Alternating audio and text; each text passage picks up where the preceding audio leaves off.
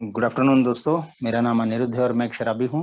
हाय अनिरुद्ध हाँ जी। अनिरुद्ध भाई। है अल्कोहलिक्स एनोनिमस का सुंदर कार्यक्रम आप लोगों का साथ, परिवार का सहयोग, शराब से दूर हूँ आज के दिन और एक अच्छी उपयोगी जिंदगी बिताने की कोशिश कर रहा हूँ। विवेक भाई का भी थैंक यू कि बहुत ही सुंदर शेयरिंग करी और जो जहाँ से मैं शुरुआत करने वाला था वही पार्ट उन्होंने जिक्र किया कि अभी जो इम्पॉसिबल था वो पॉसिबल अभी हुआ है कि शराब से कभी दूर रह पाऊंगा। ऐसा विश्वास ना मुझे कभी, एक टाइम था जब मैं खो चुका था और मेरे घर वाले भी खो चुके थे। लेकिन एक-एक दिन करके आपके सहयोग से अब 4 साल से ऊपर हो गए हैं। मुझ में काफ़ी बदलाव महसूस करता हूँ, मेरी लाइफ़ में काफ़ी बदलाव आया है, घर वालों के साथ जो रिश्ते हैं, बाकी जो चीज़ें हैं, काम-धंधा है, काफ़ी हद तक चीज़ें ठीक हुई है। तो फिर ये सारा जो है कि मैं पहले से जो आदत रही बचपन से कि जो कुछ मिला है, कृपा के तौर पे, उसको बहुत टेकन फॉर ग्रांटेड लूँ, हल्के में लूँ। तो जो बात बोली गई है वो तो 100% सच है कि ये ड्रिंकिंग प्रॉब्लम नहीं है, थिंकिंग प्रॉब्लम है और शराब तो सिर्फ लक्षण थी। लेकिन इसमें मैं गड़बड़ कर सकता हूँ, गड़बड़ करने की आदत रही है मेरी पहले कि मैं उस चीज़ पे ध्यान ही नहीं दूँ, जिसकी वजह से मैं यहाँ आया था। क्योंकि शराब ने, हकीकत तो ये है कि शराब ने मुझे चारों खाने चित कर दिया था, जो भी अच्छा कुछ था मेरी लाइफ़ में, वो सब बर्बाद हो चुका था। मैं अकेला ज़िंदगी और मौत के बीच में ऐसी हालत में पहुँच गया था। और इसी वजह से मैं अल्कोहलिक्स एनोनिमस में आया। और आज जो मैं बोल रहा हूँ कि हाँ, चीज़ें अच्छी हुई है, मुझ में बदलाव आए हैं वगैरह, वगैरह, वगैरह, ये सब इसी बात पे टिका हुआ है कि मैं शराब के पहले घूंट से दूर हूँ। पहले मुझे बड़ा, मैं मन में हँसता था जब नया-नया एक मीटिंग में आता था।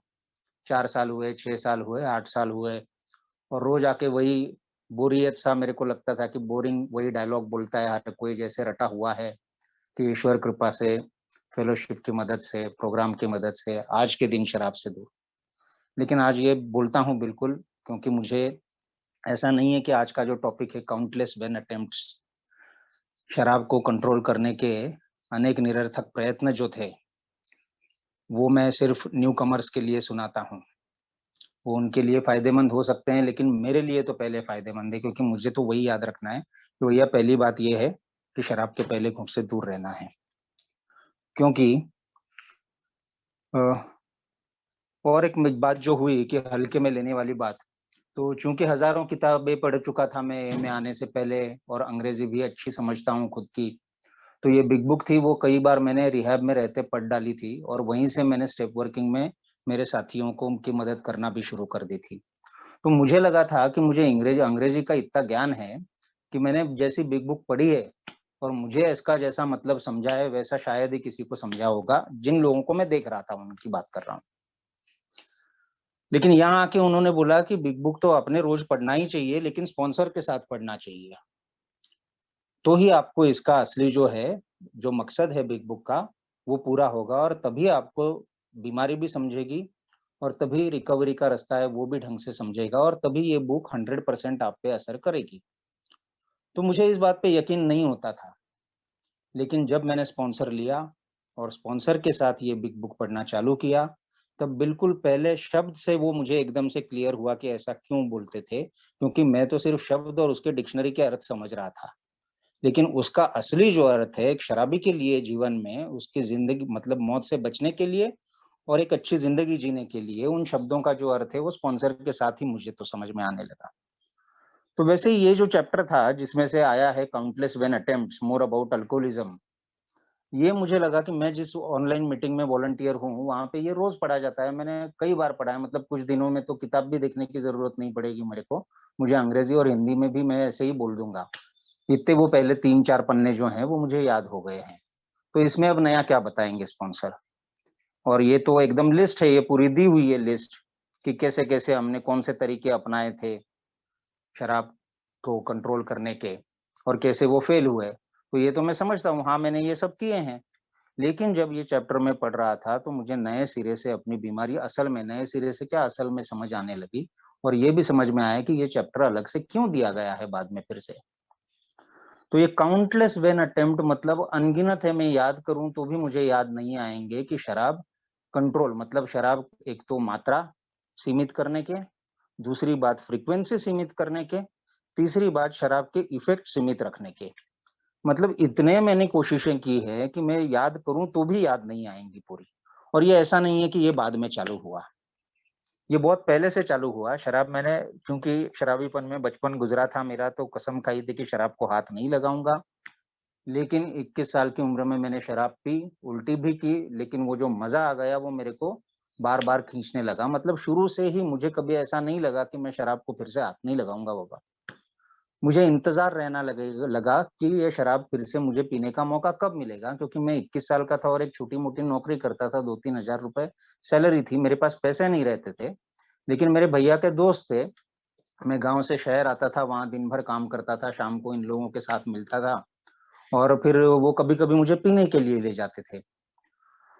और मुझे अब ये होने लगा कि मैं रोज़ जाके मेरा काम खत्म हुआ तो भई वो जो दोस्त थे उनकी दुकान पे जाके बैठने लगा कि इनका काम खत्म होगा, दुकान बंद करेंगे और मुझे पीने ले जाएँगे। और ये उन्होंने 4-5 बार किया ऐसे कि लेके गए मुझे, एक आध बार मैंने भी पिला दी उनको। लेकिन फिर बाद में तो मैंने वो दिमाग में एक फिक्स आइडिया बिठा दिया कि मेरा काम खत्म हो जाएगा, उनके यहाँ पे बैठूँगा, वहाँ से बार में जाएँगे, वहाँ पे वो मुझे दारू पिलाएँगे। अब उनको भी लगने लगा कि ये रोज़ आने लगा यार। तो फिर उन्होंने 2-3 बार मुझे बताया कि यार आज अपन दारू नहीं पिएँगे, आज तो सिर्फ़ अपन गप्पे मारेंगे और मैंने भी कहा हाँ, हाँ। लेकिन मैं जानता था कि दुकान बंद करने के बाद ये जाएँगे बार में, तो वैसे मैं आखिर तक बैठा रहता और उन्होंने दुकान बंद करी, तो फिर मजबूरी में वो बोल देते हैं कि यार जाते हैं लेकिन थोड़ी-थोड़ी ही पीते हैं। और मुझे पीने को मिलता, वो 1 डेढ़ 2 पैग पीने के लिए मैं 3 घंटे वहाँ पे बैठे रहता। अदरवाइज़ मैं बहुत स्वाभिमानी था, बाकी सारी चीज़ों में। कि अपना मान, अपना नाम, क्योंकि मेरे घर में बहुत सारी प्रॉब्लम्स हैं, फाइनेंशियल प्रॉब्लम्स हैं, तो किसी को ये समझ में ना आए, कोई मुझे गरीब बेचारा ना समझे। ये बाकी सब चीज़ों में करता था, लेकिन ये शराब के मारे में लाचार मजबूर होके यहाँ पे 2-3 घंटे बैठ रहा हूँ। ये मुझे तब भी समझ में आ रहा था और तब भी मेरी आत्मा बोल रही थी कि ये तू क्या कर रहा है? और मैं टालता था, मैं सोचता था कि यार आज मैं उनकी दुकान पे जाऊँगा नहीं, वहाँ बैठूँगा नहीं। लेकिन मालूम नहीं साइकिल थी मेरे पास, मेरी साइकिल वहाँ पे मुड़ जाती थी, मतलब मेरी साइकिल क्या मुड़ जाती थी, मैं खुद को रोक नहीं पाता था। जो मैंने तय किया होता कि मैं नहीं जाऊँगा आज, मैं वहाँ पे पहुँच ही तो ये शुरू-शुरू की बात थी, तब मैं कोई रोज़ पी नहीं रहा था और लेकिन ये था कि वो आकर्षण बना रहा कि अगली बैठक कब होगी या मेरे पास पैसे कब होंगे और अगली बार कब मैं पीऊँगा। तो वैसे ही वो शराब पी के किसी को पता ना चले, वो भी बात हुई कि मैं जिनके यहाँ काम करता था, उनके यहाँ बोतलें पड़ी रहती थी, तो उनको ये पता ना चले कि मैं उनके बोतलों में से पी रहा हूँ।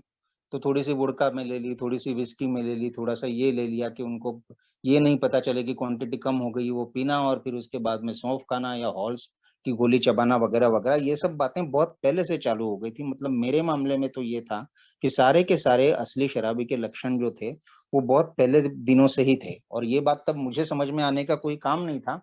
लेकिन ये गलत कर रहा हूँ मैं और ये ऐसी बातें नहीं करना चाहिए, मैंने इनसे दूर रहना चाहिए, ये मेरी समझ में आ रहा था लेकिन मेरा कोई बस नहीं चल रहा था। फिर शराब ने एक कॉन्फिडेंस दिया था, जो चीज़ें मैं नहीं कर पा रहा था, वो अब करने लगा था, तो मुझे लगा कि करियर की गाड़ी अब अपनी निकल पड़ी। जो लड़की मिली उसी से शादी हो गई लेकिन ज़िम्मेदारी नहीं समझ रहा था। लेकिन शादी होने के बाद पाबंदियाँ आने लगी। और पाबंदियाँ आने लगी और वो बोलने लगे कि नहीं पीना है, ये है। तो मैंने तब ट्राई करके देखा, मुझे बियर कभी अच्छी नहीं लगी, मतलब अच्छी लगी, बट वो मज़ा नहीं आता था मेरे को कि वो किक नहीं बैठती थी। तो मैंने कुछ दिन वो करके देखा कि मैं सिर्फ़ बियर पीऊँगा यार, 1 बियर पीऊँगा और घर जाऊँगा। ये ज़्यादा देर में नहीं कर पाया। और फिर 1 ही साल में मुझे 1 सवा साल में बेटा हुआ, तब एक बार मुझे ज़रूर लगा था कि यार मैं कुछ चीज़ें ऐसी कर रहा हूँ जीवन में कि जो नहीं करनी चाहिए और अब मैं बाप बन गया हूँ, तो थोड़ा ज़िम्मेदारी से मैं रहने की कोशिश करूँ। और जिस तरह से मैं पी रहा हूँ, तब भी मैं कोई रोज़ नहीं पीता था, लेकिन जब पीता था, तो यार मैं रुकता नहीं था, इतना तो था नक्की। तो तब मैंने एक बार सोचा कि यार ये क्यों मैं कर रहा हूँ, अपन छोड़ ही दें ना शराब, क्या अड़ने वाला है इससे? तो फिर एकदम दिल से घबरा गया कि नहीं, नहीं यार एकदम छोड़ कैसे दें? तो फिर मैंने तय किया कि 1 महीना नहीं पिएँगे यार अपन, थोड़ा-सा है ना कंट्रोल आना चाहिए इस चीज़ पे। मैं 17 दिन, मेरी पत्नी भी बहुत खुश हुई कि वाह यार तुम्हारे मन में ये बात आई है, तो बहुत अच्छे एकदम। लेकिन मैं सिर्फ़ 17 दिन ये कर पाया और ये 17 दिन भी ईमानदारी वाले नहीं थे, इसमें मैं मुंबई में ताड़ी मिलती थी, तो मैं ताड़ी पीता था, काम से आता था, थोड़ी ताड़ी पी ली और फिर घर गया। तो खूब कोई बदबू भी नहीं आती थी, कुछ नहीं आती थी, पत्नी को पता नहीं चलता था। फिर ये चीजें चालू हुई कि पत्नी को ये लगने लगा कि तुम पी रहे हो, बढ़ रही है तुम्हारी, थोड़े से झगड़े, थोड़ी सी नोक झोंक, ये सब चालू हो गई। तो फिर उन्होंने कुछ पाबंदियां इस तरह से लगाने लगे कि अब गणपति आएंगे 10 दिन, तो 10 दिन तो मत पियो अनिरुद्ध, नवरात्र है मत पियो, या बेटे का बर्थडे है तब मत पियो। और ये गणपति और नवरात्र के वक्त में बिल्कुल तय करता था, मैं कोई धार्मिक नहीं था, मैं कट्टर नास्तिक था। लेकिन एक जिस कल्चर में आप बड़े हो तो एक लगाव था, बचपन से 10 दिन के गणपति आते थे घर में। हर बार मैं सोचता था कि बस यार, मतलब ये 10 दिन अपन नहीं पिएंगे, बाकी फिर इस 10 दिन के बहाने जो गणपति से पहला दिन जो होता था गणेश चतुर्थी का, उस दिन मैं खूब छक के पीता था कि कल से नहीं पीना है। और फिर तय करता था कि अब अनंत चतुर्दशी के दिन ही पिएंगे, लेकिन दोस्तों मैं गणेश चतुर्थी के पहले दिन भी पी लेता था। तो ये मेरे बारे में तो चला नहीं, कुछ लोगों का, मैंने कई लोगों का सुना है कि इतने दिन छोड़ दी, इतने महीने छोड़ दी, मेरे मामले में ये नहीं हुआ। और 3-4 साल में ही ये हर बार का हो गया कि जब भी 31 दिसंबर आता था तो मैं 25 दिसंबर से मैं बोलता था, दोस्तों को भी बताता था कि अब 31 दिसंबर से अपन छोड़ देंगे। और वही था कि एक हफ्ता भर में बहुत पी लेता था। 31 दिसंबर को भी शुरू करने से पहले मैं सबको बोलता था कि ये आखिरी पीना है मेरा, अब कल से बंद। मतलब ये मेरे को तकलीफ दे रही थी, जबकि लोगों का, मेरे घर वालों का ये कहना नहीं था कि शराब मत पियो। मेरी प्रोफेशनल लाइफ में कोई बोल नहीं रहा था कि शराब मत पियो। तो किसी को कोई खास कंप्लेंट्स नहीं थी, लेकिन मुझे ही अंदर से वो महसूस हो रहा था कि ये अपना ज़्यादा हो रहा है। लेकिन वो न्यू ईयर रेज़ोल्यूशन जो है वो कभी काम नहीं आया। फिर एक और मैंने तय किया, मैंने किसी का सुना कि उसने कैसे शराब छोड़ दी, तो वो रोज़ पीने वाला था। वो मेरे जैसा अल्कोहलिक नहीं था, ये बाद में समझ आता है। तो उसने ये किया कि 1 दिन पीऊँगा, 1 दिन नहीं पीऊँगा, फिर 2 दिन पीऊँगा, फिर 2 दिन नहीं पीऊँगा, और ऐसे करते-करते उसने जो है वो 7-8 महीने पे आया था वो, ऐसा मैंने सुना। तो मैंने कहा अपन भी ये करके देखते हैं। तो वो भी नहीं कर पाया, मतलब इतनी बेवकूफ़ी जैसी चीज़ें मैंने ट्राई करी हैं। लेकिन फिर एक बार एकदम ऐसे हुआ कि खतरनाक चीज़ हुई मेरे लिए, कि तब लगी कि जॉन्डिस हुआ मुझे। और जॉन्डिस हुआ और डॉक्टर ने बोला कि 6 महीने तो आपने शराब को बिल्कुल हाथ नहीं लगाना है। और इसलिए मेरे को खतरनाक लगा जॉन्डिस। जॉन्डिस इसलिए खतरनाक नहीं लगा कि उससे मेरे को कोई अपाय होगा, इसलिए कि शराब से दूर रहने को बोल रहे हैं डॉक्टर, और मैंने कहा 6 महीने दूर रहना है यार, ये क्या चलेगा? तभी एक दोस्त था जिसने बोल दिया मेरे को तो हर साल होता है, मैं कुछ दिन दूर रहता हूँ, लिव 52 खाता हूँ और दारू पीता हूँ। मैंने ये बात नोटिस कर ली। फिर डॉक्टर ने को मैंने डिस्चार्ज के वक़्त पूछा कि मैंने क्या-क्या प्रिकॉशंस लेने हैं, तो उन्होंने खाने-पीने की चीज़ें बताई और ये बताया कि ग्लूकोन डी पियो, ग्लूकोन डी तुम इज़ योर बेस्ट फ्रेंड। अब ये चीज़ मैंने पकड़ ली कि Glucon D is my best friend. कुछ दिन मैं शराब से दूर हो पाया और मैंने फिर से शराब पीना चालू करी, मतलब 15-20 दिन बाद मैंने चालू करी होगी। और मैंने ये किया कि मैं ग्लूकोन डी डाल के पीने लगा, मतलब बार में बैठा हूँ और वहाँ पे खोल रहा हूँ ग्लूकोन डी, और वोडका का पैक बनाया है, उसमें ग्लूकोन डी भर रहा हूँ, पानी भर रहा हूँ और पी रहा हूँ, और सोच रहा हूँ कि दारू पी रहा हूँ, उससे लीवर पे नुकसान होगा, लेकिन ग्लूकोन डी आके मेरे को शक्तिमान जैसा बचा लेगा। तो बेवकूफ़ियों की हद नहीं है कोई। फिर मैंने और भी उसमें चालू करी कि अगर नारियल पानी बहुत अच्छा होता है, तो नारियल पानी के साथ मैं पीना चालू करूँ। फिर साथ में चाइनीज़ खाता हूँ, ये खाता हूँ, फ्राइड चीज़ें खाता हूँ, अनाप-शनाप वो नहीं खाना चाहिए, तो मैं है ना हेल्दी खाना खाऊँगा। इसके साथ जो भी चखना आएगा वो हेल्दी आएगा। तो हँसते थे मेरे दोस्त मुझ पे जब मैं बॉइल्ड वेजिटेबल्स मँगाता था। शराब के साथ, तो उसी के साथ ये हुआ कि मैं भुट्टा ही मंगाऊँ कि ये हेल्दी है, ये हेल्दी खाऊँगा तो नहीं होगा, या दारू से पहले खाना खा लूँ, तो शायद कम पीऊँगा। तो उल्टी जैसा वो हालत हो जाती थी, पेट भर गया लेकिन मेरा दारू कोई कंट्रोल इन चीज़ों से हुई नहीं। और फिर मैंने एक सोचा कि यार बाकी सब कुछ काम नहीं आ रहा है, अपने को धार्मिक चीज़ें नहीं आ रही है, ये नहीं आ रही है, वो नहीं आ रही है, और पत्नी से तो झगड़े होने ही लगे थे, लेकिन अपने को बेटे से तो यार 100% प्योर लव है अपने को। इसमें तो कोई मतलब मिलावट वाली चीज़ ही नहीं है कि मेरे को पत्नी के बारे में शिकायत हो सकती है, लेकिन बेटे से तो मैं बहुत प्यार करता हूँ। तो ये लेकिन पत्नी के सामने कहने की हिम्मत नहीं, तो मेरा बेटा मुझे लगता है सोया हुआ था क्या वो याद नहीं, लेकिन इतना ज़रूर याद है कि मैंने उसके सर पे हाथ रख के कसम खाई थी कि अब मैं शराब नहीं पीऊँगा। और वो कोई ऑफ कोर्स वो कसम मैंने पालने की चीज़ नहीं है। वो तो कोई मेरी पूरी हुई नहीं है। और भी एक मैंने चीज़ तय करी कि मैं रहता था मीरा रोड में और दहीसर पे खत्म हो जाता था मुंबई का एरिया। तो मैंने 2 चीज़ें ट्राई कर ली कि एक तो मेरा काम था मुंबई में, तो मैं जब तक मुंबई इलाके में हूँ तब तक नहीं पीऊँगा, मतलब सिर्फ़ मैं घर के पास जाऊँगा तब पीऊँगा, या उल्टा भी सोचा कि वहीं से पी के आऊँगा, घर में आते वक़्त जो मैं आखिरी स्टॉप लेता हूँ वो नहीं लूँगा, लेकिन मेरा घर था वो दहीसर चेक पे था, और दहीसर चेक नाका ना मुंबई में आता था ना मुंबई के बाहर था, नाका ही था वो। तो वो भी ज़्यादा दिन नहीं चला। मतलब ऐसे कितनी जो है इंसैनिटी ही बोलूँगा मैं कि क्या चल रहा था। तो ऐसे करते करते मेरे को एक बार ये हुआ कि रामायण कथा चल रही थी स्टेशन के बाहर, और मैं इतना परेशान अंदर से कि यार ये क्या हो रहा है, अपन क्यों पी रहे हैं, मतलब पीने का आनंद आना बंद हो चुका है। पीने तो बैठ जाता था, पहले दो एक पेग में मजा आता था, लेकिन फिर वही कहीं पे ट्रेन में ही सो जाना और कुछ चीजें होना, ब्लैकआउट होना, ये सब चालू होता था। तो मैं पी के धुत था, और वहां पे मैं परेशान था कि मैं ये क्यों इतनी पी गया हूँ। और मैं वो रामायण कथा वो खत्म हो रही थी, तो वहां गया, और जो कोई थे वो साधु महाराज, उनके जाके मैंने पैर पकड़ लिए कि कुछ भी हो जाए लेकिन मेरी शराब छुड़ा दो आप। तो मतलब इतनी मेरे को वो हो जाती थी कि मेरे को पता ये चल रहा था कि यार प्रॉब्लम्स हैं, ये मेरे साथ हो रही हैं, लेकिन मैं उससे मतलब मजबूर भी था, पीना छोड़ना भी चाहता था और पीना छोड़ भी नहीं सकता था। और उसके बाद जो डेंजरस पार्ट मेरे लिए चालू हो गया कि लीवर में पेन होने लगा। तो मुझे याद आने लगा कि मेरे कोई रिश्तेदार है वो लिवर सिरोसिस होके मर गए, और एक था मेरे को, बाकी कौन, मेरे दादाजी भी इसी से गए थे, मेरे पिताजी को 50 की उम्र में हार्ट फेल हुआ था। और यहाँ पे मुझे लगा कि अब सीरियसली मुझे कुछ करना चाहिए। यहाँ तक जो भी थे मेरी कोशिशें वो ये थी कि मैं शराब को कंट्रोल करूं। ज्यादातर कोशिशें ये थी कि शराब को कंट्रोल करूं, कम हो जाए। कभी कभार वो जो कहता था कि छोड़ ही दूं, वो एकदम डेस्परेशन में आता था। लेकिन जब लीवर में दर्द होने लगा तब मैंने सोचा कि नहीं यार, जान चली जाएगी तो कहाँ अपन बचेंगे, तो भागो अपन कहीं पे। और मेरे को रिहैब सेंटर वगैरह चीज मालूम थी, मेरे घर वालों को नहीं मालूम थी। तो मैंने कहा एक बार का ये किस्सा खत्म कर देते हैं। और मैं खुद रिहैब सेंटर में गया, वहां पे 35 दिन रहा। वहां पे जाते ही 8 दिन में जो है, वो मुझे लगा कि मैं यहाँ पे क्यों आया हूँ, क्योंकि वो दर्द कम हो गया था जो दवाइयां दी थी उससे, और भूख बढ़ गई थी। और वहां पे सब लुटे पिटे लोग थे, और मेरे बारे में ऐसा कुछ नहीं हुआ था। आज जब मैं वो जो हाई रॉक बॉटम बोलते हैं, ऐसे मेरे दोस्तों को देखता हूँ कि वो बहुत समय पे आ गए हैं और समय पे चीजें समझ रहे हैं, तो बहुत खुशी होती है अंदर से यार। क्योंकि यहाँ तक जो पॉइंट था, मुझे उस रियाब में बोला गया कि एज येट, ये जो तुम देख रहे हो और आइडेंटिफाई नहीं कर पा रहे हो कि किसी का धंधा चौपट हो गया है, किसी का एक्सीडेंट हुआ है, किसी का क्या हुआ है, किसी को लीवर सिरोसिस हुआ है, और तुमको ऐसा कुछ नहीं हुआ है, तो बोले पीना जारी रखोगे तो अब तक नहीं हुआ है लेकिन आगे सारी चीजें होंगी। यहाँ पे भी मैं अगर रुक जाता, यहाँ पे भी मेरी अकल ठिकाने आती, तो भी मैं बच जाता, और मेरे घर वालों को जो कुछ भुगतना पड़ा इसके बाद, इससे वो बच जाते हैं। क्योंकि तब तक मेरे पास सब कुछ था, ऐसा कोई मेजर नुकसान नहीं हुआ था। लेकिन वही जो थी मेरे दिमाग में एक धुन की, देख नहीं पा रहा हूँ कि बर्बादियों की शुरुआत हो चुकी है, तुम्हारी हेल्थ खराब हो रही है, तुम्हारे घर में झगड़े हो रहे हैं, सब कुछ हो रहा है चीजें।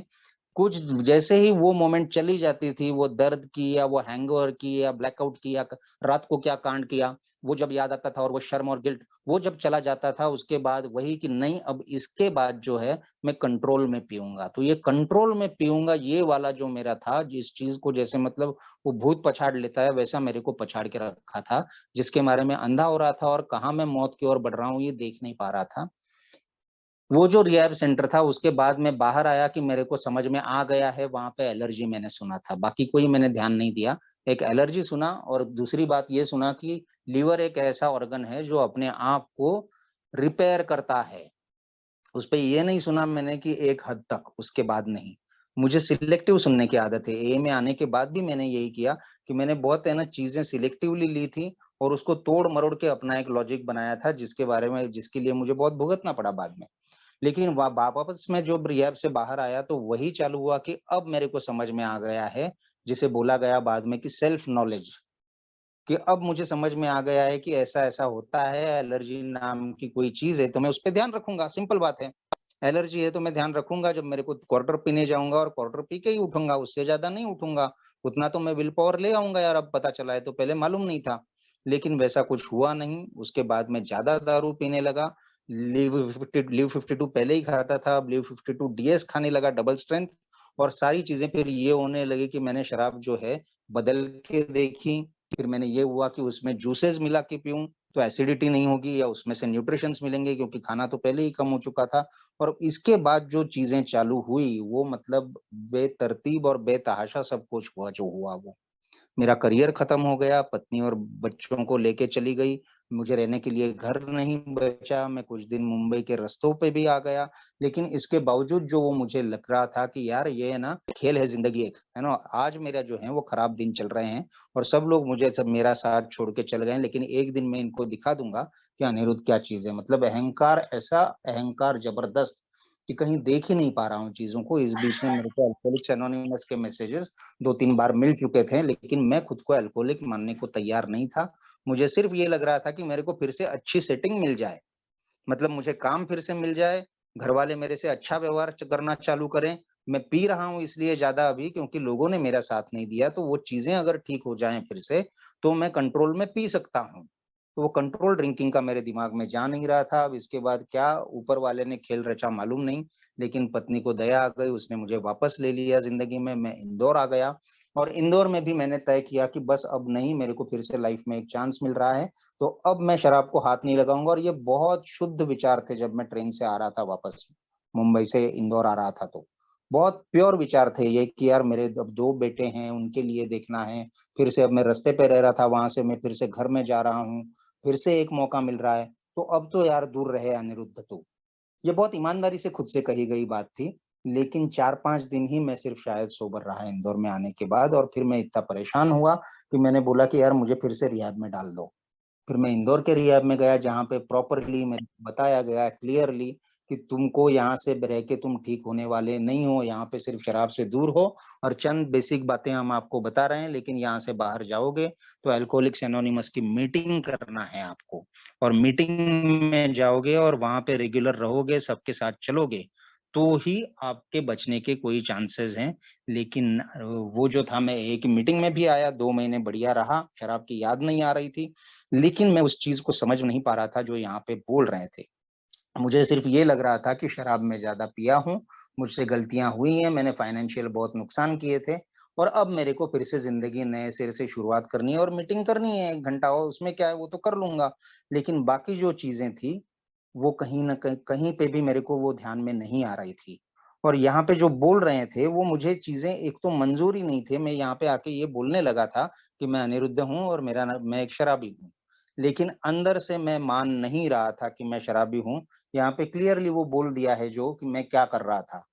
तो मोर अबाउट अल्कोहलिज़्म में ही उन्होंने बोला है कि despite all we can say many who are real alcoholics जो असली शराबी हैं, वो ये इस बात पे विश्वास करने को तैयार ही नहीं होंगे कि वो इस क्लास में आते हैं।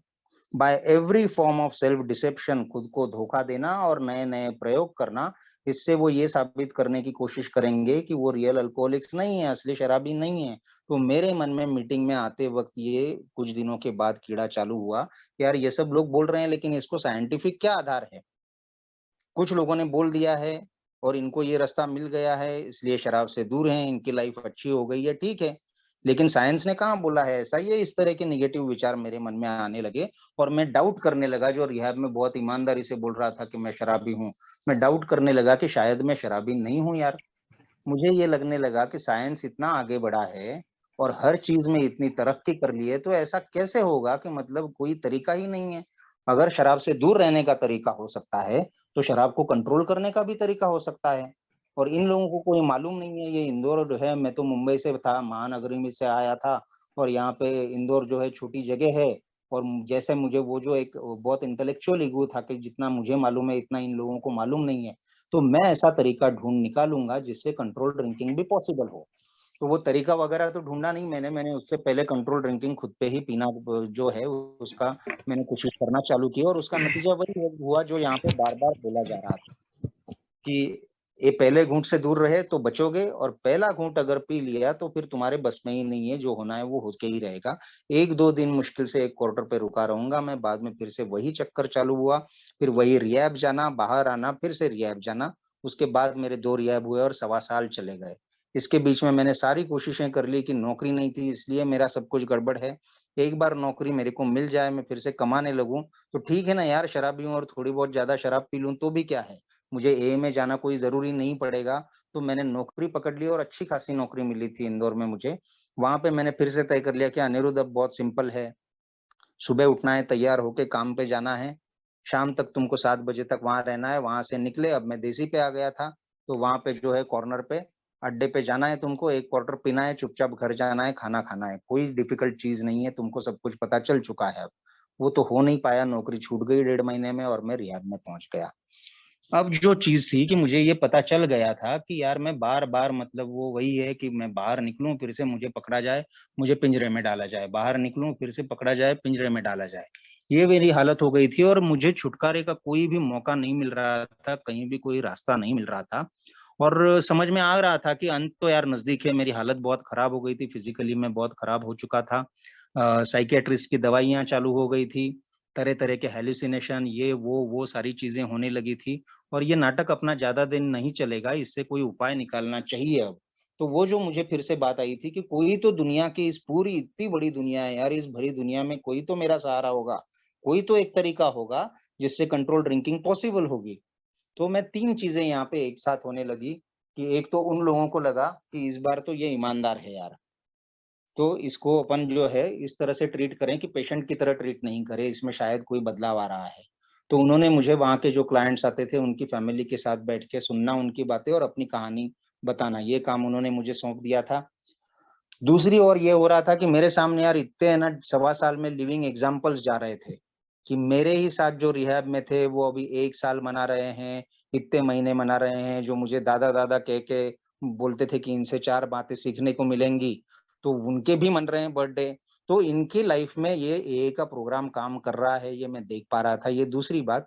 और इस सब के बावजूद जो मेरे अंदर की जो बात थी कि ये सब होने के बावजूद भी कि पता चल रहा है कि अब ये नाटक आगे नहीं चलेगा। मैं अगर कहीं कुछ अच्छा करता हूँ तो लोग मेरी मदद करने के लिए तैयार हैं। एक ही रास्ते पर चल के लोगों की ज़िंदगियाँ अच्छी हो रही हैं, इस बात का भी विश्वास कहीं न कहीं हो रहा था और दूसरी ओर ये कंट्रोल ड्रिंकिंग का जो कीड़ा है, वो भी अपना काम कर रहा था। तो मुझे जो है कंप्यूटर और इंटरनेट का मुझे वहाँ पे एक्सेस था और मैं रोज़ वहाँ पे सिर्फ़ ये सर्च कर रहा था कि कहाँ-कहाँ कुछ अमेरिका में यहाँ-वहाँ कंट्रोल ड्रिंकिंग की कोई न कोई तो तरीका होगा और दोस्तों मुझे वो मिल गया तरीका। साइट मिल गई मुझे, वहाँ पे वो हिस्ट्री मिल गई कि कंट्रोल ड्रिंकिंग की स्कूल है और कंट्रोल ड्रिंकिंग की जा सकती है। तो ये पढ़ के मैं बड़ा खुश हुआ और आज का एपिसोड वहाँ पे खत्म हुआ क्योंकि लोग आए थे और मुझे वो बंद करना पड़ा। मुझे याद है मैं रात को जब रिहैब में सोने में गया तो मुझे नींद नहीं आ रही थी और मुझे ऐसा लग रहा था कि मेरी मुझे बोला गया था कि इस खेल में कोई नहीं जीता है अनिरुद्ध तुम भी नहीं जीतोगे। ये एक बार मुझे बोला गया था कि nobody could beat in this game है ना? ये मुझे बोला गया था और मुझे लगा कि मैंने सबको झूठ साबित करके दिखा दिया है। किसी को यहाँ पे इंदौर में मालूम नहीं है, लेकिन मैंने उस स्कूल का पता लगा लिया है, जो सिखाती है कि कंट्रोल ड्रिंकिंग कैसे करना है। तो मुझे उस रात को नींद नहीं आई, दूसरे दिन भी मैं जब उनके ऑफ़िस गया, तो मैं मौका ढूँढने लगा कि कब हुआ। ऐसे मेरे 2-3 दिन रीडिंग चला और उसमें बताया गया कि किस तरह से कुछ एए के मेंबर्स थे और उन्होंने सोचा कि कंट्रोल ड्रिंकिंग हो सकती है। फिर वो महिला थी, तो उसने वो चालू किया, उसने अपना एक अलग प्रोग्राम बनाया और उसके साथ कुछ लोग हो भी लिए और उसकी बड़ी पब्लिसिटी हुई कि मॉडरेट ड्रिंकिंग होती है। और मैं दिन-ब-दिन खुश होता जा रहा था कि अपने दिन कम बचे हैं रिहैब में, बाहर जाएँगे और ये तरीका अपना के अपन पिएँगे भी और जिएँगे भी। और जब तीसरे या चौथे दिन जब आखिरी बार मैं उस आर्टिकल के आखिरी अंत में आया था, तो उसमें बताया गया दोस्तों यहाँ पे मेरे को बोला गया था बहुत पहले से ही कि अनिरुद्ध पीते रहोगे, तो 3 में से 1 अंजाम तय है तुम्हारा। एक तो पागल हो जाओगे या फिर जेल में जाओगे या फिर समय से पहले दर्दनाक मौत होगी। तो वो जो एए मेंबर थी जिसने बाद में मॉडरेट ड्रिंकिंग का स्कूल चालू किया, उस व्यक्ति के साथ ये तीनों चीज़ें हुई, पागलपन भी, मौत भी और उससे पहले जेल भी। ये तीनों बातें हुई और वो जो दिन था मतलब मुझे ऐसा लगा जैसे मुझे किसी ने आसमान से नीचे गिरा दिया हो मतलब धराशायी किसको कहते हैं वो मैं हो गया। वो जो 3-4 दिन में हवा में उड़ रहा था कि कंट्रोल ड्रिंकिंग का तरीका पता चल गया है तो उन्होंने अंत में क्लियरली बोला कि कंट्रोल ड्रिंकिंग रियल अल्कोहलिक्स को पॉसिबल नहीं है। जो थोड़ा बहुत प्रॉब्लम ड्रिंकर्स हैं, वो ये कर सकते हैं कि 3 साल तक दूर रहो। ये मैं जानबूझ के बता रहा हूँ दोस्तों, ये जो अभी बता रहा हूँ। मेरे लिए मेरी रिकवरी में इम्पोर्टेंट हिस्सा रहा है, ट रिकवरी नहीं बोलूँगा टर्निंग पॉइंट में। तो 3 साल जो हैं, 3 साल कम से कम तो पूरी तरह एब्स्टिनेंस में रहना है, उसके बाद शायद आप कोशिश कर सकते हो। इस बीच एडिक्टिव बिहेवियर जो है आपका, उस पे काम करो वगैरह-वगैरह तो 3 साल बाद तो ये हुआ तो मैंने वो यहाँ पे मैंने पूरी तरह हार मान ली कि भैया अपने से भी ज़्यादा एए में आए हुए और अपने से भी ज़्यादा दिमाग चला के और ज़्यादा साइंटिफिक तरीके से ये सब चीज़ें अपना के देखे हैं और उनके साथ बिग बुक ने बोली हुई बात सच हुई है कि ये 3 अंजाम छोड़ के चौथा अंजाम होना नहीं है। तो अनिरुद्ध अब तेरे पास कोई रास्ता नहीं बचा है जो तू सालों से कितने साल मैंने लगाए कि कोई तरीका ढूँढ लूँ, है ना? वही है कि अनगिनत कोशिशें की हैं और कोई भी, सब के सब व्यर्थ रही हैं, कोई भी मैं तुमको सक्सेस नहीं मिला है। कुछ देर लगता था बीच में कि हाँ, मैं 3-4 दिन क्वार्टर पी रहा हूँ या डेढ़ क्वार्टर पी रहा हूँ, चल रहा है, लेकिन वो ज़्यादा देर नहीं चला, उससे बदतर हालत में मैं पहुँचा हूँ। तो ये सब बातें जो हैं बिग बुक की सच हुई है, वैसे ही ये बात भी सच है, तो अब तो तू हार मान ले। और वो दोस्तों वो टाइम था जब मैंने बिल्कुल हार मान ली कि मेरे को ये जो बात बोल रहे थे, क्लियरली यहाँ पे पहले लाइन से बोला है कि most of us have been unwilling to admit we were real alcoholics. मेरी प्रॉब्लम ए में आके ये नहीं थी कि मेरे को भगवान पे भरोसा नहीं है, प्रॉब्लम ये नहीं थी कि चौथा कदम नहीं किया था। मेरी वो तो मेरे लिए बहुत दूर था। पहली प्रॉब्लम मेरी ये थी कि मैं रियल अल्कोहलिक हूँ, ये मैं मानने को तैयार ही नहीं था, क्योंकि मुझे ये पसंद ही नहीं आ रही थी बात अंदर से यार। मैं कितनी भी शेयरिंग कर लेता था, कुछ लेता था, लेकिन अंदर, दिल के बिल्कुल अंदर है ना, मेरे को वो दर्द होता था कि क्यों मैं दूसरों से अलग हूँ यार। दुनिया पी रही है, उनके शरीर में एलर्जी नहीं है, साला उनको ऑब्सेशन नहीं है, तो मेरे को ही क्यों बनाया? मतलब भगवान को अदरवाइज नहीं मानूं, लेकिन इस बात को लेके भगवान को जरूर गालियां देता था मैं, कि मेरा क्या दोष था कि मेरे को ऐसे बनाया जाए। तो ये मेरे को चीज अच्छी ही नहीं लग रही थी, ये सोचना कि मेरा शरीर दूसरों से अलग है, मेरा मन दूसरों से अलग है। और ये तो मैं तीसरी लाइन जो थी इस पैरा की कि therefore, it is not surprising that our drinking careers have been characterized by countless vain attempts to prove we could drink like other people. Social drinker बनने की मैंने कितनी कोशिशें की, और ये भ्रम बोला है। ये भ्रम इतना मतलब तगड़ा भ्रम था, तगड़ा मतलब इतना तगड़ा कि उन्होंने बोला कि ये पागलपन और मौत के दरवाजे तक ले जाता है। और मेरे बारे में ये सच हुआ दोस्तों। जैसे मैंने कहा कि मुझे बार-बार ये ए का मैसेज मिला था, और मुझे बार-बार ये चांस मिला था कि भैया समझ ले, ऊपर वाला तेरे को बहुत टाइम पे बचा रहा है। नुकसान नहीं हुए हैं लेकिन बच जा। कम नुकसान हुए हैं अभी लेकिन बच जा। बहुत सारे नुकसान हुए हैं लेकिन जो बचा-खुचा है वो तो रहेगा यार। अभी तो रुक। लेकिन एक भी चांस मैंने नहीं लिया, और आखिर में मैं पागलपन की हद तक भी गया था और जल्दी मर जाता, इसमें कोई डाउट नहीं था। ये मेरे लिए जब क्लियर हो गया, तो ये झगड़ा चल रहा था जो सालों तक, ये जो लड़ाई बोली है उन्होंने कि इस गेम में कोई नहीं जीता है, तो उस गेम में दोस्तों मैंने हथियार डाल दिए। मुझे बताया गया कि 15 अगस्त 2018 को आप बाहर जा रहे हो, तो वो जो दरवाजा था बाहर जाने का, उसकी जगह मेरे को एक बहुत बड़ा सवाल दिखाई दे रहा था कि बाहर जाके तू क्या करने वाला है? फिर से वही पीने वाला है? तो नहीं यार, वहाँ पे मैंने हार मान ली। मेरे को तब भी ईश्वर पे भरोसा नहीं था, लेकिन इस बात पे बिल्कुल भरोसा हो गया था कि मैं अपनी अकल से चला, तो मेरी ज़िंदगी में अब बर्बाद करने लायक कुछ बचा नहीं है, अब सिर्फ मौत बची है। तो मैं ये एम जो है, इनका हाथ पकड़ के अभी आगे तो चलूँगा। ये इतना ही था मेरा, और उस दिन से मेरे एटीट्यूड में चेंज आ गया, मैं घर आ गया। तो पहली बार जैसा मैंने कहा है कि मुझे बताया गया था कि उन रिश्तेदारों के साथ बैठो और उनकी कहानियाँ सुनाओ, और तुम भी उनकी कहानियाँ सुनो और तुम भी अपनी कहानी सुनाओ। तो वो जब मैं उनकी कहानियाँ सुन रहा था, तो मैं पहली बार समझ पाया कि मेरी माँ पे क्या गुज़र रही है, मेरी पत्नी पे क्या गुज़र रही है, मेरे बच्चों पे क्या गुज़र रही है। मतलब 20 साल बाद लगभग मैं वो जो उनको दर्द हो रहा था, वरना तो सिर्फ़ एक-एक आइटम था, हाँ, ये कर दिया, वो कर दिया, वो कर दिया, ओ भैया पैसे का नुकसान कर दिया, ओ भैया तुमको ज़रा तकलीफ हुई, हो तुमको शर्म उठानी पड़ी, अब ठीक करता हूँ। मतलब बहुत कैजुअली ले रहा था, लेकिन वहाँ पे जब मैं दूसरों की ज़ुबानी सुन रहा था कि किसी अल्कोहलिक की वजह से उनको क्या-क्या भुगतना पड़ रहा है, तो वो जो पेन मैंने दिया हुआ है अपने लोगों को, वो जब मैंने महसूस किया, तो मेरा एटीट्यूड मेरे लोगों के प्रति बदला, परिवार वालों के प्रति। इसलिए मैं जब घर आया, तो ये समझ में आ गया था कि यार मेरी वाली नहीं चलाना है, अब जो है इनकी सुनूँगा, क्योंकि मैं जो खुद को बुद्धिमान समझता हूँ, वो मेरे को कहाँ-कहाँ दुनिया के सारी द दशो दिशाएँ में घूम के आया हूँ। सारी बर्बादियाँ करके आया हूँ, और इन लोगों की वजह से बार-बार बच रहा हूँ, तो मेरे से समझदार हैं यार इन लोगों को, जो लोग ये कहेंगे, वैसे मेरे को चलना है। मतलब हर चीज़ में मेरे को हार मानना ज़रूरी थी, और मैं हार मानता गया दोस्तों, इसमें कोई बड़प्पन नहीं है, मेरे पास कोई चारा नहीं था। वो डेस्परेशन इतना हो गया था कि मेरे सारी र जो मेरे को लगता था लाइफ सेविंग चीज़ें हैं, वो कट गई थी। तो हार मानने के सिवा मेरे पास कोई चारा नहीं था, लेकिन उस हार मानने के बदले जो कुछ मिलने लगा था, वही मैं शराब में ढूँढ रहा था। लड़ाई खत्म हो गई थी अंदर भी, बाहर भी। तो पहली बार एक शांति दिख रहा था मन में। पहली बार जब मैं उनके लिए करने लगा, कमाने-धमाने के लायक नहीं था, लेकिन कुछ चीज़ों में तो मदद करूँ, एटलीस्ट उनको तकलीफ नहीं दूँ, क्या कर सकता हूँ इनके लिए ये देखूँ। ये इस तरह की सोच जब धीरे-धीरे, और ये कोई मेरी ओरिजिनल सोच नहीं थी, ये सब मैंने शेयरिंग में सुना था। हालाँकि उसके बाद में रिलैप्स होता गया मैं, लेकिन ये सब चीज़ें काम आ गई जब मैंने हार मान ली तो। समझ में आने लगा कि यार उस शेयरिंग में सुना था, वो जो था, वो सब एप्लाई होने लगा, तो यार मेरा एटीट्यूड बदल गया और उससे मेरे को जो एक सुकून मिलने लगा और छोटी-छोटी बातों में आनंद मिलने लगा, तो इसी चीज़ के लिए तो मैं शराब के पास जाता था। तो शराब की मेरे को उसके बाद मेरे को याद नहीं आई है, लेकिन वो ऑटोमैटिक नहीं होती है चीज़ें, ये मेरे को प्रैक्टिस बढ़ाती रहनी पड़ेगी। फिर काम भी आ गया, फिर सब कुछ ठीक हो गया, फिर मेरे को मीटिंग जाने लगा, फिर वो मुझे बहुत मीटिंग जाने की मेरी इच्छा नहीं थी, लेकिन एए के मेंबर्स थे, उन्होंने धीरे-धीरे, हौले-हौले मेरा ईगो दुखाए बिना मेरे को वो मेन फ्लो में ले आए और फिर नया ग्रुप चालू हुआ, उसमें मुझे फिर कुछ करने का मौका मिला। उसके बाद मुझे सर्विस में ले गए, तो वहाँ पे कुछ करने का मौका मिला। इस तरह से हो रहा था और ज़िंदगी जो है एक आकार लेने लगी थी एए के साथ में। मेरी सोच बदल रही थी, मेरा एटीट्यूड बदल रहा था, मेरे काम करने के तरीके बदल रहे थे।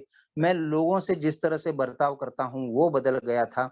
घर में कई सालों बाद खुशियाँ आई थी और उसके बाद मुझे लगा कि अब ठीक है ना, अब बस है, अब बस हो गया और ये अब बस हो गया मुझे ले डूबता दोस्तों।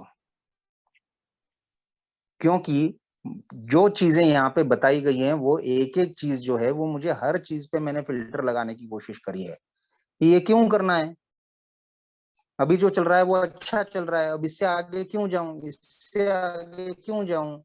लेकिन वो मेरे साथ होता गया कि अगली-अगली चीज़ मैं करता गया, मेरी इच्छा हो या नहीं इच्छा हो क्योंकि मैं ए के दोस्तों के साथ था। तो समय आया जब स्पॉन्सर भी लिया, स्पॉन्सर के साथ मैंने वर्क चालू किया और जब मैंने काम करना चालू किया तब एक-एक चीज़ें परत दर परत समझ में आने लगी और जब मैं इस चैप्टर में आया, तो मेरे को एक चीज़ जो है वो ध्यान में आई। अब इस बात को काफ़ी दिन हो गए थे और शराब की मेरे को एक बार भी ऐसा नहीं लगा है कि यार मौसम बदल गया है या कोई टेंशन आ गई है। कई सारी प्रॉब्लम्स आई हैं और रिकवरी इज़ प्रॉब्लम कोई बड़ी बात नहीं है। प्रॉब्लम्स आते हैं सबको और सब लोग ये प्रोग्राम अप्लाई करके उन प्रॉब्लम से दे निकल जाते हैं। वैसे मैं भी निकल रहा हूँ और जहाँ पे मार्गदर्शन लेना होता है वहाँ मार्गदर्शन लेता हूँ, रोज़मर्रा की ज़िंदगी में अप्लाई करता हूँ। तो ये सब भी आगे आ गया हूँ मैं और सब कुछ अच्छा हो रहा है। तो भी एक बात इस चैप्टर में बोली है पेज नंबर 33 पे commencing to drink after a period of sobriety we are in short time as bad as ever कितना भी टाइम गया हो आपको बीच में उसके बाद अगर शराब पीने का कभी ख्याल आए तो आप उतनी ही बदतर हालत में पहुंचा दोगे और अगर आपको शराब छोड़ना है तो आपके मन में किसी भी प्रकार का रिजर्वेशन नहीं रहे ना ही कोई लर्किंग नोशन दबी हुई कोई भावना कि किसी दिन आप शराब के प्रति इम्यून हो जाओगे कि कोई दिन वो आएगा इतना गैप हुआ है इसके बाद अगर मैं शराब पीऊंगा तो उसका मुझ पर असर नहीं होगा जैसे पहले होता था। दोस्तों मैंने आपको बताया कि मैं जानबूझ के बोल रहा हूँ, वहाँ पे मैंने पढ़ा हुआ था उस आर्टिकल में कि जिसको कंट्रोल ड्रिंकिंग ट्राई करना है, उसको कम से कम शराब से 3 साल दूर रहना चाहिए। उस बीच अपने एडिक्टिव जो है थिंकिंग उस पे काम करना चाहिए, उसको बदलना चाहिए और उसके बाद आप ट्राई कर सकते हो। मेरे मन में एक बार भी ख़्याल नहीं आया था, लेकिन दोस्तों अब मैं रिस्क नहीं लेना चाहता था। मुझे याद आया कि मैंने बोला था, वो मन में कहीं न कहीं गाँठ बाँध के रखी थी कि 3 साल बाद मैं कोशिश करूँगा तब। तो 3 साल पूरे हुए तो मुझे पहली बात ये याद आई कि मैंने वो तय किया था। मुझे पीने की इच्छा नहीं हुई थी। मुझ में काफ़ी बदलाव आ गया था, लेकिन मैंने पहला फ़ोन स्पॉन्सर को लगाया। मैंने कहा कि 3 साल हो गए हैं सर और 3 साल का जो है वो तब मैंने एक रिजर्वेशन बना के रखा था। आज वो काम नहीं कर रहा है, लेकिन मुझे लगता है कि ये मुझे आपसे शेयर करना चाहिए क्योंकि अगर ये शेयर नहीं करूँगा तो शायद लर्किंग नोशन मेरे को पता नहीं है। कनिंग, बैफलिंग, पावरफुल है बीमारी। इसको अगर मैं अंधेरे में रखूँ, तो ये बहुत पनपती है। इसको मेरे को उजाले में लाना पड़ेगा। तो मैंने उनको बता दिया, उन्होंने बोला बहुत अच्छा किया, मीटिंग में भी जाके शेयर कर। तो मीटिंग में भी जाके शेयर किया और उसके बाद दोस्तों मैं कहीं जा रहा था, अमरकंटक जा रहा था, बीच में मैं जबलपुर फेलोशिप में रुका, वहाँ पे मीटिंग की और वहाँ से आगे बढ़ा तो मन में मेरे विचार आया कि यार जबलपुर के आगे तो इस दिशा में कोई मीटिंग ही नहीं है और ये पूरा जंगल जैसा एरिया चालू हो रहा है। यहाँ पे अगर मैं शराब पी लेता हूँ तो किसी को कुछ पता भी नहीं चलेगा। यहाँ पे भी मुझे पीने की इच्छा नहीं हो रही है, क्रेविंग भी नहीं हो रही है, इच्छा भी नहीं हो रही है, लेकिन ये ख़्याल आता है, विचार आता है ये। तो ये विचार भी मेरे लिए डेंजरस है। मैं कई जगह पे गया हूँ जहाँ पे शराब परोसी गई है, किसी को उठाने भी गया हूँ बार में, ये वो सब कुछ हुआ है, मेरे घर में भी लोगों ने पी है। तो मेरे को कभी शराब पीने की इच्छा नहीं हुई यार। लेकिन जब भी ये बात मेरे मन में आई, मैं वहाँ पे पहुँचा और मैंने पहले जबलपुर की मीटिंग मैंने लॉगिन करी और वहाँ पे मैंने शेयर किया कि भैया मेरे को शराब पीने की इच्छा नहीं हो रही है, लेकिन अकेला हूँ यहाँ पे, तो ये ऐसे ही है ना, कोई गैर जरूरी ये मेरे को विचार आते हैं जो, वैसा वो विचार आ गया है और मुझे जरूरी लगता है कि मैं ये आपके सामने शेयर करूं। क्योंकि दोस्तों क्या है कि मैं ना बहुत एक्सपेरिमेंटल आदमी हूँ, बहुत प्रयोगशील आदमी हूँ। मैंने एए की जो यहाँ आई तो इस प्रोग्राम के साथ भी और फेलोशिप के साथ भी और इन तरीकों के साथ भी प्रयोग करने की कोशिशें की हैं। तो वैसे मेरे कोई इम्यून नहीं हूँ, मेरे को 4 साल से ऊपर हो गया है, तो इसका कोई मायना नहीं है। मेरे को बोला गया है कि सोब्राइटी जो है वो आज के दिन की है, इसीलिए बोलते हैं रोज सुबह उठ के भी और हर मीटिंग में भी कि कृपा से, इस प्रोग्राम की मदद से, आपके सहयोग से शराब के पहले घूंट से दूर हूँ। तो ये जो है कनिंग बैफलिंग पावरफुल बीमारी से मैं जूझ रहा हूँ। ये मैं रिकवर वगैरह-वगैरह मैं इनकी बात नहीं कर रहा हूँ, लेकिन मरते दम तक ये शरीर है मैं बदल नहीं पाऊँगा और मन कितना भी मैंने बदल लिया है, ये मैं अपने रिलैप्स में देख चुका हूँ कि कितनी भी अच्छी शेयरिंग, कितना भी सर्विस वर्क, कितना भी घरवालों से अच्छा व्यवहार, जब मैं रिलैप्स हुआ था यहाँ पे एए में आके पहली बार, तो मैंने शराब पी और मैंने ज़्यादा पी तो मुझे उसका ज़्यादा अचरज नहीं हुआ। क्योंकि ये तो मैंने सुना था कि भैया तू ढक्कन खोलना जानता है, बंद नहीं कर पाएगा फिर से। तो मुझे उस बात का है ना अचरज नहीं लगा, मुझे अचरज इस बात का लगा कि मेरी सोच जिस हद तक गिर गई ना, इतना बीच में 3.5 महीने का रिहैब और 2 महीने की मीटिंग और इतनी अच्छी शेयरिंग और इतने है ना आध्यात्मिक विचार, वो वहाँ से वो बिल्कुल ही उसी तरह की गंदी सोच बन गई जैसे मेरी आखिरी शराब के वक़्त थी। मतलब मैं जहाँ शराब छोड़ता हूँ पीना, वहीं से मैंने पिकअप कर लिया और वो सोच भी वहीं से पिकअप कर ली। उतनी ही बेईमानी, उतना ही झूठ बोलना, उतना ही गंदे विचार अपने लोगों के बारे में, सब कुछ वहीं से पिकअप कर लेता हूँ मैं। और यहाँ पे जब ज़ूम मीटिंग्स आई और अदरवाइज़ भी मैं मेंबर से मिल चुका हूँ, कि क्या यार मैं थैंक यू कितना दूँ उन मेंबर्स को जो अपने रिलैप्स के बारे में बताते हैं।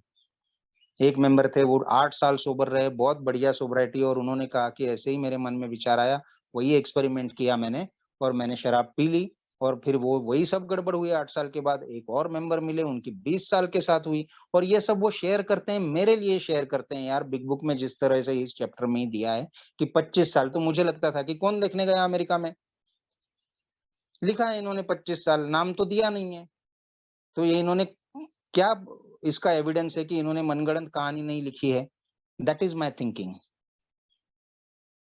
भरोसा नहीं करता हूँ मैं, लेकिन यहाँ पे मेरे को बंदे मिले हैं, उन्होंने मुझसे शेयर किया है कि यार कितना भी बड़ा गैप हो जाए, उसके बाद अगर एक्सपेरिमेंट किया, तो हाल ये होता है अनिरुद्ध।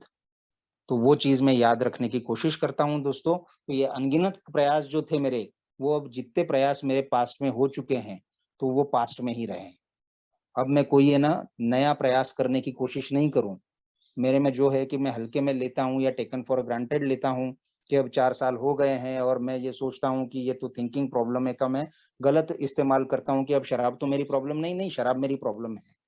शराब मेरी प्रॉब्लम है और मेरी प्रॉब्लम रहेगी लेकिन उस प्रॉब्लम से मैं दूर रह सकता हूँ। एक दिन के हिसाब से आप लोगों की मदद से। तो ये सिर्फ़ अनगिनत प्रयास मतलब शराब पीने के प्रयास नहीं है। ये जो मैं देखता हूँ कि शुरू से लेके अंत तक ये पैराबोला है, उसमें भी एक सिलसिला है। कहाँ से लेके कहाँ तक है, पहले कंट्रोल करने की चीज़ें हैं और फिर दूर रहने की चीज़ें हैं। और इसी बीच मेरा मानसिक पतन कैसे हुआ, मेरी सोच में गिरावट कैसे आती गई, मेरे मूल्य कैसे गिरते गए, मेरा बिहेवियर कैसे बदलता गया, मैं लाइफ़ में क्या-क्या नुकसान करता गया, इसका भी प्रोग्रेशन है इसमें। तो ये सब देखता हूँ और रोज़ देखते रहता हूँ, इसीलिए रोज़ मीटिंग करता हूँ, इसीलिए रोज़ आपके साथ बात करता हूँ, इसीलिए प्रोग्राम में रहने की कोशिश करता हूँ, एक दिन के हिसाब से जीने की कोशिश करता हूँ कि नो एक्सपेरिमेंट्स ना हो। मैं अपना इतिहास भूलूँ नहीं। अतीत का खज़ाना नाम का डीआर है, तो अतीत का खज़ाना मेरे लिए इसलिए है कि मेरे को जानता हूँ कि मेरे वही होगा, वही गलतियाँ होंगी, वही सब हश्र होगा, अगर मैं इस चीज़ को भूल जाऊँ तो। और अतीत का खज़ाना इसलिए भी है कि जिस तरह से उन लोगों ने शेयर किया है, वैसे मैं भी अपना रिलैप्स शेयर करता रहूँ। मैं भी ये बताता रहूँ कि यार पहला कदम समझने में मैंने कितना टाइम लिया था और ए में आके जितना मेरा नुकसान हुआ है आखिरी 1.5 साल में, उतना नुकसान शायद मेरा मतलब फाइनेंशियली तो हो चुका था। सब कुछ ए में आने से पहले ही। लेकिन ए में आके अगर मैं उस दिन रुक जाता और अगर उसके बाद 1.5 साल जब मैं देखता हूँ, तो उस 1.5 साल में बहुत नुकसान था जो तो 100% बचा जा सकता था।